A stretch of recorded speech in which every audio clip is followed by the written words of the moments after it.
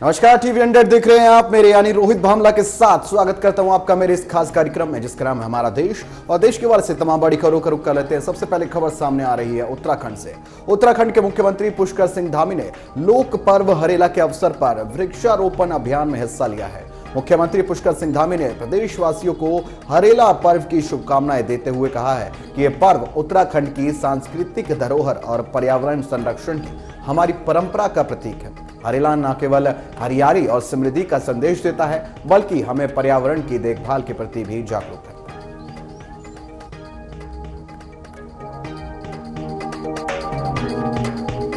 चलिए खबरों में आगे बढ़ते हैं। इस वक्त राजधानी दिल्ली में मुनिरका फ्लाईओवर पर दो लोडेड ट्रेलर और ट्रक में जोरदार टक्कर हो गई है।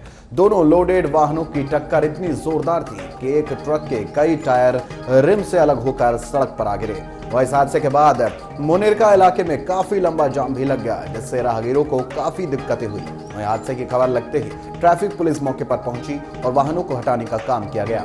इस हादसे के बाद लोग यहां पर जाम जो है वो लगा, और लगे जाम को देख के लिए और खुलवाने के लिए पुलिस की ओर से भी कदम उठाए गए। साथ ही पुलिस ने ट्रैफिक एडवाइजरी भी इस पर जारी की।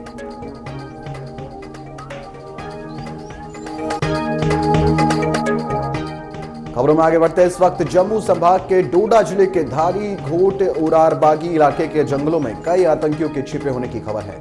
इलाके में आतंकियों के छिपे होने की सूचना के बाद सेना ने जम्मू कश्मीर पुलिस और सीआरपीएफ के साथ मिलकर ऑपरेशन शुरू किया। इसके बाद आतंकियों ने फायरिंग भी शुरू कर दी, तो वहीं जवाब में जवानों ने भी एनकाउंटर शुरू कर दिया। सूत्रों के अनुसार इस मुठभेड़ में 4 जवान शहीद हुए और कुछ जवानों के घायल होने की भी खबर है। जम्मू कश्मीर पुलिस और भारतीय सेना के जवान ऑपरेशन में जुटे हुए हैं। इसी बीच डोडा हाईवे को भी पूरी तरह से हाई अलर्ट मोड पर रख दिया है और सुरक्षा बल पूरे इलाके में निगरानी बनाए हुए हैं। इसके साथ ही आने जाने वाली हर एक गाड़ी को चेकिंग के माध्यम से निकाला जा रहा है। तो वहीं सेना की 16 कोर के अनुसार डोडा के उत्तर में जनरल क्षेत्र में आतंकियों के छिपे होने की खुफिया जानकारी मिली थी, जिसके बाद भारतीय सेना और जम्मू कश्मीर के जवानों ने एक संयुक्त अभियान शुरू कर दिया और सोमवार रात करीब 9 बजे से ही सर्चिंग अभियान शुरू कर दिया गया। तो वहीं हमें आतंकी अमरनाथ यात्रा को बाधित करने की योजना बना रहे थे। घुसपैठ की कोशिश कर रहे आतंकियों की अमरनाथ यात्रा को बाधित करने की योजना थी। मारे गए 3 आतंकी अत्यधिक प्रशिक्षित और भारी हथियारों से लैस थे। खबरों में आगे बढ़ते हैं। इस वक्त राम भक्तों के लिए बड़ी खुशखबरी आई है। यमुनानगर से हरियाणा के कृषि मंत्री कंवरपाल गुर्जर ने मुख्यमंत्री तीर्थ यात्रा योजना के तहत अयोध्या के लिए बस रवाना की है। वही कृषि मंत्री ने जिमखाना क्लब से हरी झंडी दिखाकर बस को अयोध्या के लिए रवाना किया है। इसी पर देखिए हमारी खास रिपोर्ट। यमुनानगर से हरियाणा के कृषि मंत्री कंवरपाल गुर्जर ने मुख्यमंत्री तीर्थ यात्रा योजना के अंतर्गत अयोध्या के लिए बस रवाना की। कृषि मंत्री ने जिमखाना क्लब से हरी झंडी दिखाकर बस को अयोध्या के लिए रवाना किया। देखिए, हमारे बहुत से बुजुर्ग ऐसे हैं जिनकी बड़ी इच्छा होती है कि इस धार्मिक स्थान पे मैं जाके आऊँ, लेकिन कुछ कारण ऐसे होते हैं जिसकी वजह से जा नहीं सकते। तो इसलिए सरकार ने मुख्यमंत्री तीर्थ यात्रा योजना एक शुरू की है और उसमें एक बहुत अच्छी बस, जिसमें एसी बस है, जिसमें आराम से हम किसी भी धार्मिक स्थान पे जा सकते हैं। आज ये यहाँ से अयोध्या के लिए जाए। कृषि मंत्री ने बस में बैठे सभी श्रद्धालुओं से बातचीत की और उन्हें तीर्थ यात्रा की बधाई और शुभकामनाएं दी। लोगों ने सरकार की इस योजना की सराहना की। यमुनानगर से मुख्यमंत्री तीर्थ यात्रा योजना के तहत 26 लोग अयोध्या राम मंदिर दर्शन के लिए जा रहे थे। ये स्पेशल जो कि फुली एसी थी बस यमुनानगर से अयोध्या के लिए जा रही थी, जिसको लेकर लोगों ने काफी खुशी जताई और कहा कि उनका सपना साकार हो रहा है। इस योजना के अंतर्गत उन लोगों को निशुल्क तीर्थ यात्रा करवाई जा रही है जिनकी आय 1,80,000 से कम होती है। ये स्पेशल बस अयोध्या धाम भेजी जा रही है। ये यात्रा 3 दिन की है। यमुनानगर से राजीव के साथ हिमानी की रिपोर्ट। वहीं पिछले 20 दिनों के दौरान केंद्रीय गृह मंत्री अमित शाह हरियाणा में दूसरी बार पहुंच रहे हैं। इस बार बीसी सम्मान सम्मेलन के सहारे दक्षिणी हरियाणा के अहिरवाल क्षेत्र को साधने महेंद्रगढ़ आएंगे। वहीं कार्यक्रम में प्रदेश के मुख्यमंत्री नायब सिंह सैनी, भाजपा प्रदेश अध्यक्ष मोहन लाल बडौली सहित केंद्रीय मंत्री, सांसद, विधायक व प्रदेश भर से पार्टी पदाधिकारी भी शामिल होंगे।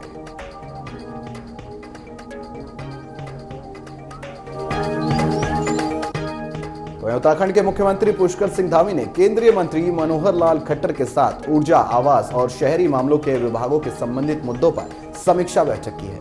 मुख्यमंत्री आवास में हुई उच्च स्तरीय समीक्षा बैठक में भारत सरकार के ऊर्जा एवं नगर विकास के उच्च अधिकारियों के साथ ही मुख्य सचिव समेत राज्य के तमाम विभागों के अधिकारी मौजूद रहे। वहीं बैठक के दौरान सीएम धामी ने केंद्रीय ऊर्जा मंत्री को प्रदेश की ऊर्जा जरूरतों की जानकारी दी। सीएम धामी ने कहा, यहां पर 2123 मेगावाट क्षमता की अलकनंदा एवं भागीरथी और उनकी सहायक नदियों पर विशेषज्ञ समिति ने 21 जल विद्युत परियोजनाओं पर यहाँ पर संस्तुति दी है, जिसमें 771 मेगावाट की 11 परियोजनाओं पर किसी भी संस्था की ओर से कोई प्रतिबंध नहीं लगाया गया है। कुल 1352 मेगावाट क्षमता की 10 जल विद्युत परियोजनाओं के निर्माण के लिए विशेषज्ञ समिति 2 की ओर से संस्तुति मिल चुकी है। वहीं इस परियोजना को धरातल पर उतारने के लिए सकारात्मक निर्णय लिए जाने के साथ अनुमोदन भी जरूरत है।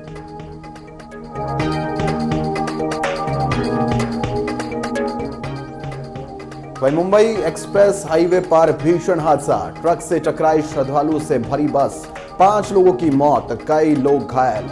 पंढरपुर जा रहे थे ये लोग। मुंबई एक्सप्रेसवे हाईवे के पास एक बस के ट्रैक्टर से टकराने और खाई में गिर जाने से 4 लोगों की मौत हो गई है और कई अन्य इसमें घायल भी हो गए। वहीं सभी घायलों को यहाँ नजदीकी एमजीएम अस्पताल में भर्ती कराया गया है। खाई में पलटी बस को क्रेन की मदद से निकाल लिया गया है। वहीं मुंबई एक्सप्रेसवे के मुंबई लोनावला लेन पर 3 घंटे के बाद फिर से वाहनों की आवाजाही शुरू की गई है। दिल्ली में आम आदमी पार्टी और बीजेपी के बीच आरोप प्रत्यारोप का दौर एक बार फिर चरम पर पहुंच गया है। इस पर सीएम अरविंद केजरीवाल के स्वास्थ्य को लेकर दोनों पार्टी के नेता आमने सामने आ गए हैं। दिल्ली सरकार की मंत्री आतिशी ने प्रेस कॉन्फ्रेंस कर सीएम केजरीवाल की खराब स्वास्थ्य का हवाला दिया था। उन्होंने बीजेपी पर गंभीर आरोप लगाते हुए कहा था कि उन्हें जान से मारने की नीयत से उनके स्वास्थ्य के साथ खिलवाड़ किया जा रहा है। उन्हें जानबूझकर इंसुलिन नहीं यहाँ पर लेने दिया जा रहा है, जबकि वह 30 वर्षों से डायबिटिक है। उनका शुगर लेवल काफी बढ़ा हुआ है। जेल में बंद दिल्ली के सीएम को अगर कुछ होता है तो उसकी जिम्मेवारी बीजेपी की होगी। दिल्ली सरकार में मंत्री आतिशी ने कहा कि भाजपा ने एक झूठे केस में अरविंद केजरीवाल को गिरफ्तार कर लिया। पहले तो बीजेपी अपने राजनीतिक हथियार ईडी के माध्यम से उन्हें गिरफ्तार करवाया। जब उन्हें समझ आ गया कि वे उस केस में जेल से बाहर आने वाले हैं तो उन्हें ट्रायल कोर्ट से जमानत मिल गई तो और सुप्रीम कोर्ट से भी जमानत मिलने वाली है, तो उन्होंने अपने दूसरे राजनीतिक हथियार सीबीआई के जरिए उन्हें गिरफ्तार करवा दिया ताकि अरविंद केजरीवाल जमानत मिलने के बावजूद जेल से बाहर ना आ पाए। भाजपा जेल में क्या करने की कोशिश कर रही है? भाजपा अरविंद केजरीवाल के स्वास्थ्य, उनके शरीर को हमेशा के लिए खराब करने की कोशिश कर रही है। अरविंद केजरीवाल 30 साल से डायबिटीज के मरीज है। अगर किसी व्यक्ति का शुगर लेवल खतरनाक स्तर तक पहुंच जाता है और इस स्तर तक गिर जाता है कि मरीज का शरीर काम करना बंद कर देता है तो 20 से 30 मिनट के अंदर वो व्यक्ति कोमा में जा सकता है। अरविंद केजरीवाल का शुगर लेवल 5 बार इस खतरनाक स्तर को छू चुका है। आज भाजपा ने दिल्ली के मुख्यमंत्री अरविंद केजरीवाल की जान को खतरे में डाल दिया। भाजपा इस हद तक गिर चुकी है कि तिहाड़ जेल प्रशासन के जरिए मीडिया के सामने कुछ दस्तावेज लेकर आई है, जिसमें कहा गया है कि अरविंद केजरीवाल के स्वास्थ्य में कोई समस्या नहीं है। लेकिन भाजपा को पता होना चाहिए कि वे जितना चाहे झूठ बोले, लेकिन अंत में सत्य ही जीत होगी। भारतीय जनता पार्टी ने एक झूठे मुकदमे में अरविंद केजरीवाल जी को गिरफ्तार कर लिया। पहले अपनी राजनीतिक हथियार इन्फोर्समेंट डायरेक्टोरेट ईडी से उनको गिरफ्तार करवाया। जब उनको समझ में आ गया कि उस मुकदमे में वो जेल से बाहर निकलने वाले हैं, ट्रायल कोर्ट से जमानत मिल गई, सुप्रीम कोर्ट से भी जमानत मिलने वाली है, तो अपने दूसरे राजनीतिक हथियार सीबीआई से उनको गिरफ्तार करवा लिया। इसलिए कि जब ईडी से जमानत मिल जाए, जो कि कुछ दिन पहले सुप्रीम कोर्ट से मिल गई, फिर भी अरविंद केजरीवाल जी जेल से बाहर ना आ पाए।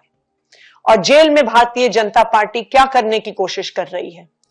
भारतीय जनता पार्टी अरविंद केजरीवाल के स्वास्थ्य को, उनके शरीर को परमानेंटली डैमेज करने के लिए, उनके शरीर को परमानेंटली खराब करने की कोशिश कर रही है। बड़ी खबर का रुख कर लेते हैं। इस वक्त कन्नौज में बड़ा हादसा हुआ है। गर्मी और उमस से राहत के लिए तालाब में नहाने गए 4 बच्चों की डूबने से मौत हो गई है। चारों बच्चे आपस में रिश्तेदार थे। वो एक साथ 4 बच्चों की मौत से कस्बे में कोहराम मच गया है। सूचना पर डीएम, एसपी सहित पूरा प्रशासनिक अमला मौके पर पहुंचा और दुखी परिवार को सांत्वना भी दी है।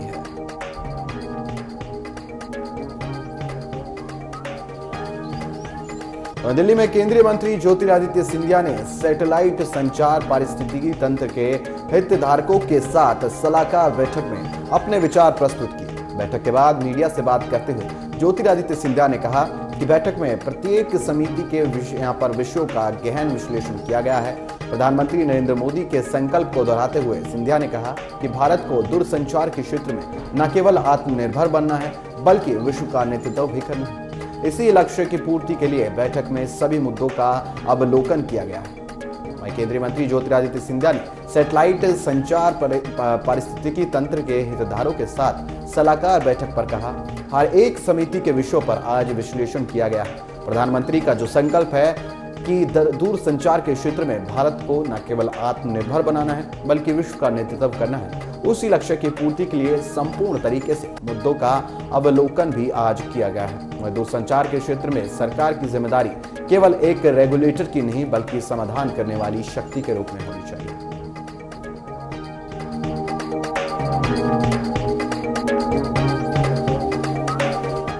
खबरों में आगे बढ़ते इस वक्त हिमाचल में मानसून की जोरदार एंट्री के बाद अब बारिश की गति धीमी पड़ गई है। पिछले 3-4 दिनों से शिमला सहित प्रदेश के कई अन्य जिलों में कुछ एक स्थानों के अलावा कहीं ज्यादा बारिश नहीं हुई है। बरसात में अभी तक 25% कम बारिश हुई है। इसी पर देखिए हमारी खास रिपोर्ट। में पिछले 2-3 दिनों से धूप खिल रही है। मैदानी इलाकों में भी आसमान साफ रहने से तापमान में बढ़ोतरी दर्ज की गई है। 27 जून को प्रदेश में मानसून ने दस्तक दी थी, जिसके बाद तकरीबन 10 दिनों तक बारिश का दौर जारी रहा, लेकिन अब प्रदेश में मानसून की बारिश पर ब्रेक लग गया है।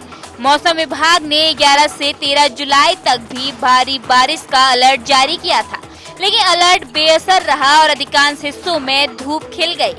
शिमला समेत अन्य जिलों में सोमवार को भी मौसम शुष्क बना हुआ है। देखिए इस साल कुछ जो पश्चिमी विक्षोभ कम आ रहे हैं, पहली बात तो यह। दूसरा जो बंगाल की खाड़ी में जो मॉनसून की जो कंडीशंस है वो थोड़ी वीक है, थोड़ा कमजोर है। तो इस साल जो है वहां से हवाएं इतनी मजबूत नहीं है, जिसकी वजह से थोड़ा सा हिमाचल में इसका असर कम देखने को मिल रहा है।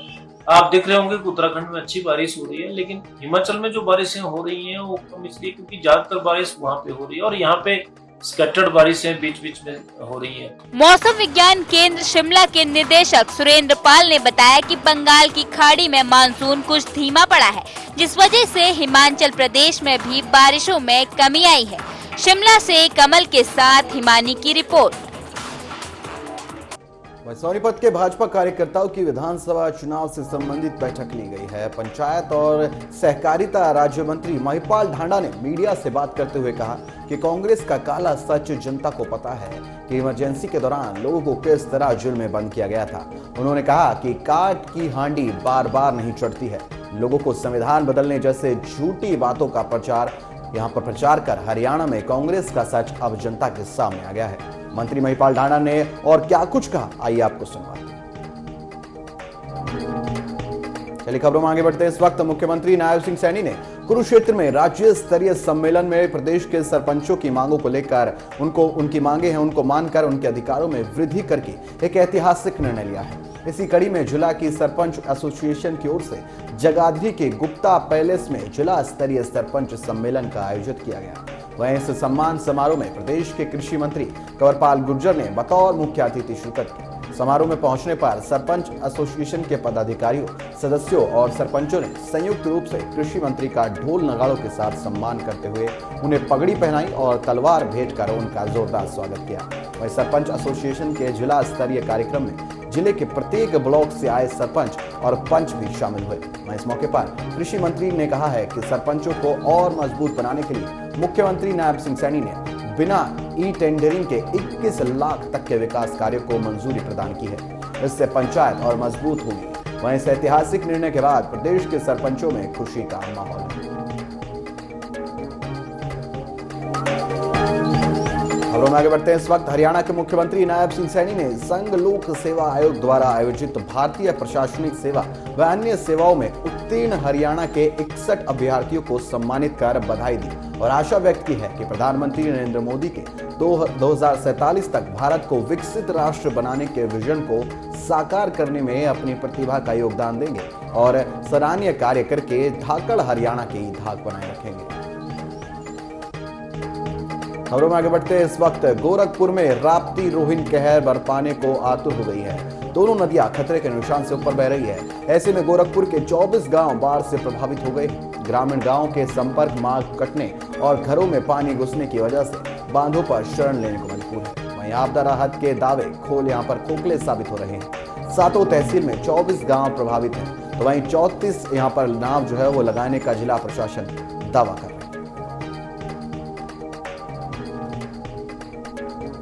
वहीं बाढ़ का पानी लगातार घरों में घुस चुका है और बाढ़ के पानी से इस वक्त जनजीवन जो है वो परेशान नजर आ रहा है। प्रशासन दावा कर रहा है कि उन्होंने 34 नाव जिला प्रशासन ने यहाँ पर लगा दी है। हालांकि इस तरह की तमाम जो चर्चाएं हैं इससे जो लोग हैं, लोकल लोग हैं, वो खारिज करते हुए नजर आ रहे हैं। ये पूरे जो वादे हैं वो खोखले साबित होते हुए नजर आ रहे हैं। वही सातों तहसीलों में 24 गाँव इस पूरी घटना से प्रभावित है और ऐसे ऐसे तमाम घर हैं जहां ग्रामीण गांव के संपर्क मार्ग कटने और घरों में पानी घुसने की वजह से बांधों पर यहां शरण लेने को मजबूर है।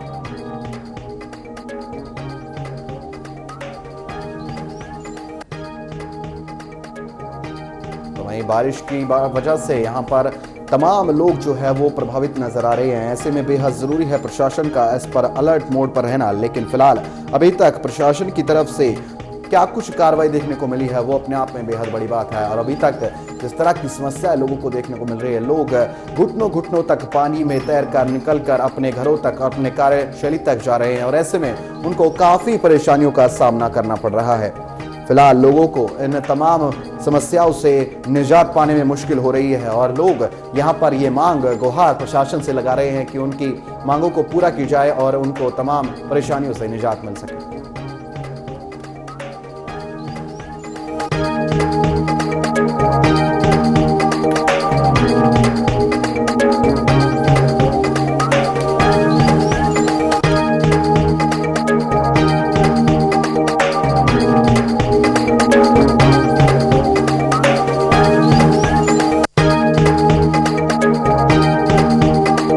खबरों में आगे बढ़ते हैं। इस वक्त जम्मू कश्मीर में इन दिनों हालात काफी खराब बने हुए हैं। लगातार आतंकी घटनाओं के चलते लोगों में सुरक्षा को लेकर संशय बना हुआ है। वहीं आतंकी इन दिनों बचो और पांव पक्के करो की रणनीति पर काम कर रहे हैं। लगातार हो रहे आतंकी हमलों के साथ सियासत भी जारी है। एक के बाद एक लगातार हो रही आतंकी हमले के बाद से घाटी के नेता सरकार पर हमलावर है। इसी पर देखिए हमारी खास रिपोर्ट।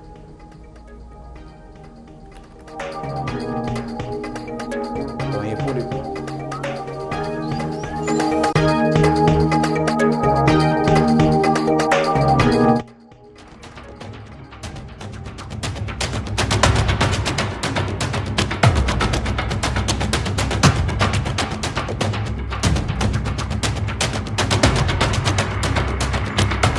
जम्मू कश्मीर में आतंकी घटनाएं फिर से सिर उठाने लगी है।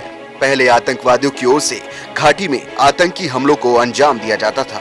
सेना और सुरक्षा बलों की ओर से वहां पर लगातार सख्ती बरते जाने से ऐसी घटनाओं में खासी कमी जरूर आई। लेकिन हाल के महीनों में यहां आतंकी हमलों में तेजी आई है। आतंकियों ने जम्मू को हमलों के लिए नया ठिकाना बना लिया है। पिछले कुछ समय से जम्मू क्षेत्र में ऐसे हमले बढ़ते चले जा रहे हैं।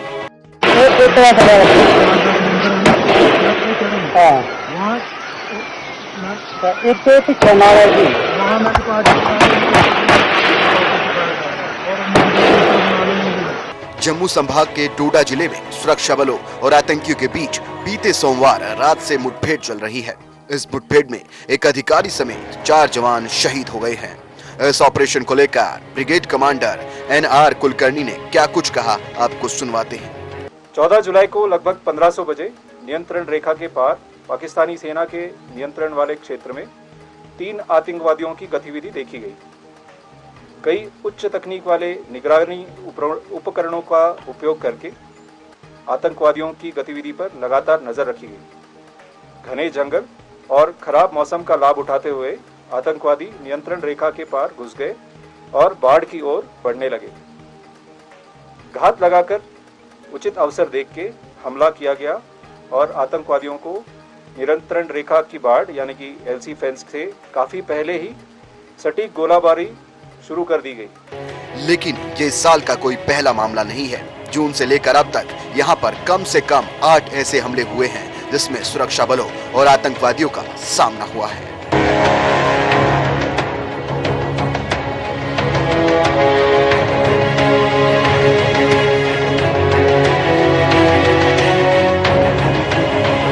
छह जुलाई को कुलगाम में 6 आतंकी ढेर, 7 जुलाई को भी 2 आतंकी मारे गए, 7 और 8 जुलाई को 6 आतंकी ढेर, 14 जुलाई को कुपवाड़ा में 3 आतंकी ढेर। बात की जाए बीते आतंकवादी हमलों की तो पिछले 1 महीने में जम्मू कश्मीर में आतंकी हमलों की संख्या काफी बढ़ गई है। 8 जुलाई को कठुआ जिले के माचिड़ी इलाके में हमला हुआ, जब आतंकवादियों की ओर से सेना के एक ट्रक पर घात लगाकर किए गए हमले में 5 जवान शहीद हो गए। कठुआ में भी 5 और 6 जुलाई के बीच पहले कुलगाम में सुरक्षा बलों और आतंकियों के बीच भारी फायरिंग हुई।